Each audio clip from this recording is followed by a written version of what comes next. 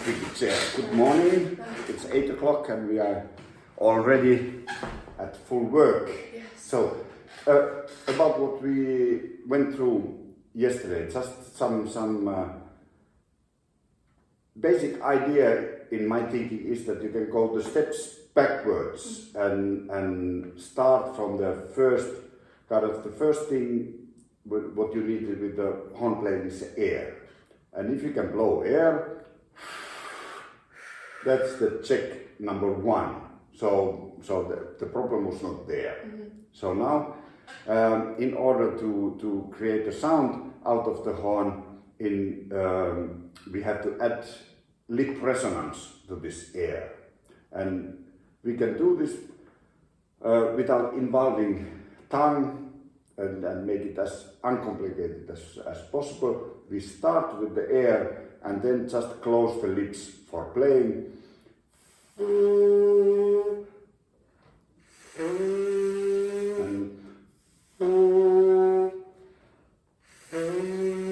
Yes, and next note going down.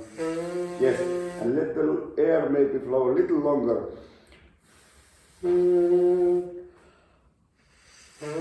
Yes, and I can almost imagine already when I'm blowing the air that this color would be kind of whistling somehow. Yes. Yeah, and this is the thing that I think we need later on when we want to control our playing with the voice. So our voice is actually the air. So if you learn to trust and control the kind of whistling, this you hear often. Horn players are kind of referring to playing like this, and the feeling should be like that. So far again.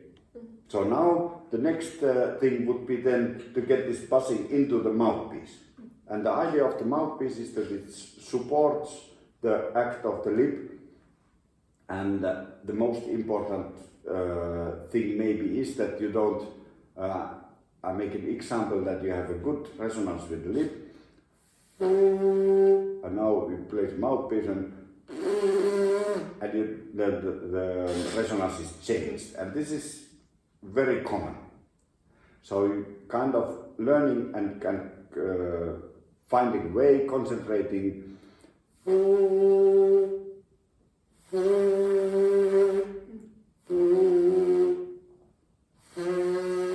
And still kind of feel that the mouthpiece, the little help from the upper side of the mouthpiece that pushes the lip in order to help.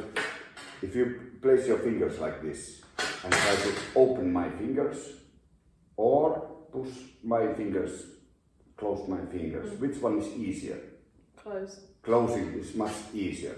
So if you are pushing with the bigger muscles, closing the lips, then you have to, like with the small muscles for the playing the close to the or inside of the mouthpiece, you have to open the aperture for playing, and this is, in my opinion, more difficult than that. The big muscles are kind of providing a support that leaves the lip open, and then you just play with the small gesture and the kind of the form of the embouchure is there. I know that there are different schools of this. I talked with Patrick Harrild, a tuba player, and he said that he plays from closed lip. And I can imagine this. I can even play that the kind of the air pressure opens the lips and play. So that is also in some degree, it's a kind of like thing that you can actually do the both and imagine the both. But for this purpose, for kind of collecting your embouchure, I think this helps the idea that this ring muscle, the bigger muscles should be arranged in a way that you don't have to work against them. Okay. Ah. I see. Yeah. Try with the finger that while you are buzzing, you can touch the upper lip, but if you push downwards, the resonance will be immediately cut. If you push upwards, the resonance continues. This you can try.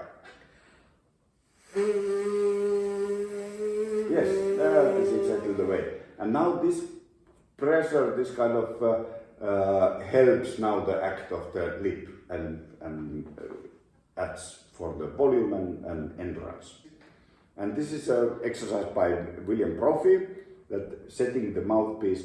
And the idea is that if I think that this is correct, then I would like to play in that way with the mouthpiece. Of course, because mouthpiece is helping, there will be some relaxation in the muscles after the mouthpiece is placed. That is natural, but still I don't want a gap between these two, like without mouthpiece playing and mouthpiece playing, that your lip position is somehow different. Yeah. Okay. Yeah.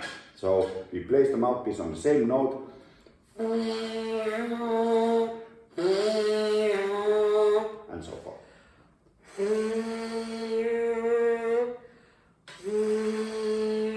Yes, excellent. And if you can imagine that dynamic is the same with the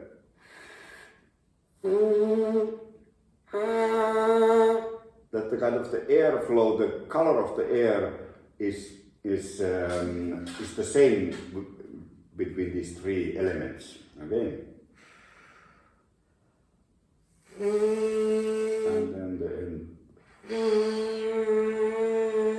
Yes, that through the mouthpiece you don't kind of that the feel that I had yesterday was a little bit that mouthpiece was kind of diminishing your resonance. Yeah. And this should be absolutely the opposite. It should kind of make it stronger.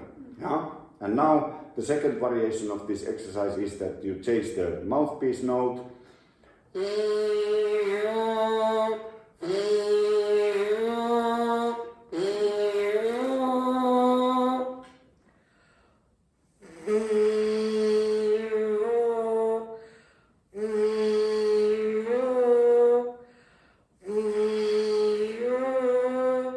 Yes.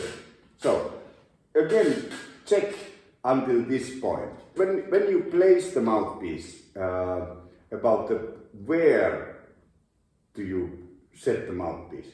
It's a kind of, in my opinion, a thing that you probably find the place where the resonance is strong if you have the right kind of set of mind that what is needed. So in that order, I would maybe not be so interested at this point to kind of try to find the right mouthpiece placing by just looking. But I would be more like listening, and if the resonance is undisturbed and gets stronger with the mouthpiece, I think then the mouthpiece position is probably more or less right. Yeah. End of chapter 1. We play it with the mouthpiece. First, this is just trying to play a fifth with a good air flow. And there we hear the air is flowing nicely and the sound is beautiful. And now we go into the horn.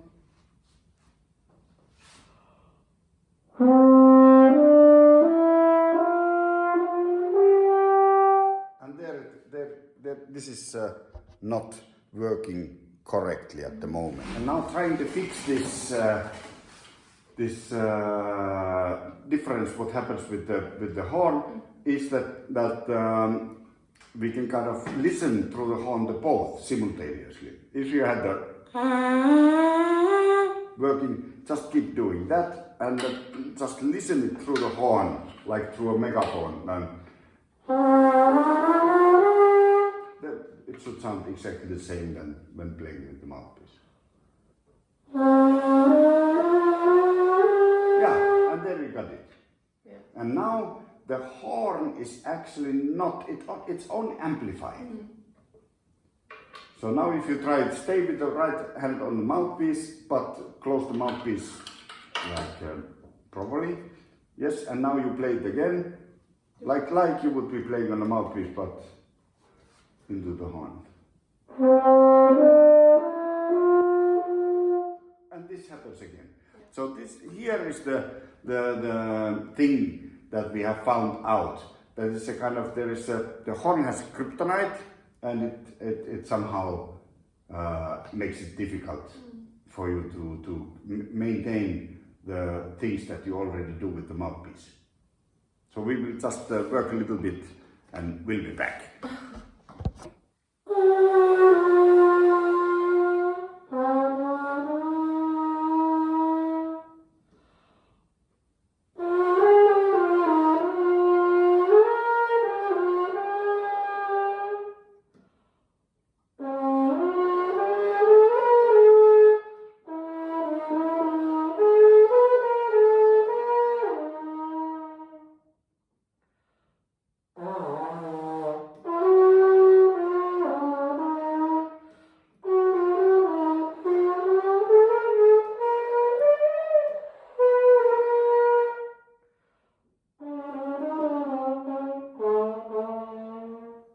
I want to introduce the idea why it is important to play with a higher air pressure than actually needed for a specific note. And in this respect, I'm making a difference between note and the sound. And if you calibrate everything to 0, so that you only give air and lip tension in order to get a certain note, a height, like there is not yet a sound. In order to get the sound, you need to add air pressure. But what happens when you add the air pressure is that we have a note. Now I add air. The tuning goes up. And this is why you don't want to use this. You don't want to use some strong air, because that makes you out of tune. Okay. So now this is a thing that you have to compensate with the tongue. So while playing the horn, you have in one side you play with the high air pressure and everything sounding too sharp. And on the other hand, you place your tongue so that everything sounds sad and a little bit flat. But together, these two elements, they kind of bring the tuning back to normal. So all these pitch bending exercises are kind of a tool to place that. When you play a note, the middle C, you should actually aim to, and now you lift the note to the proper dynamic with the proper tuning with the air pressure.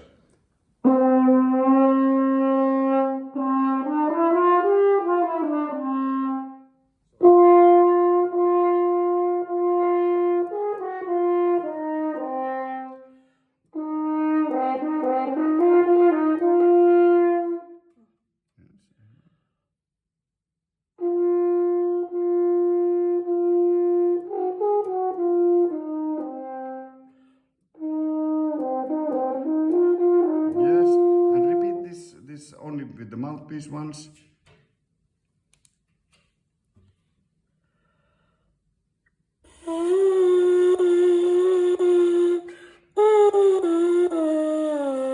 Good, and now with the horn, this is a nice picture of the throat activity now.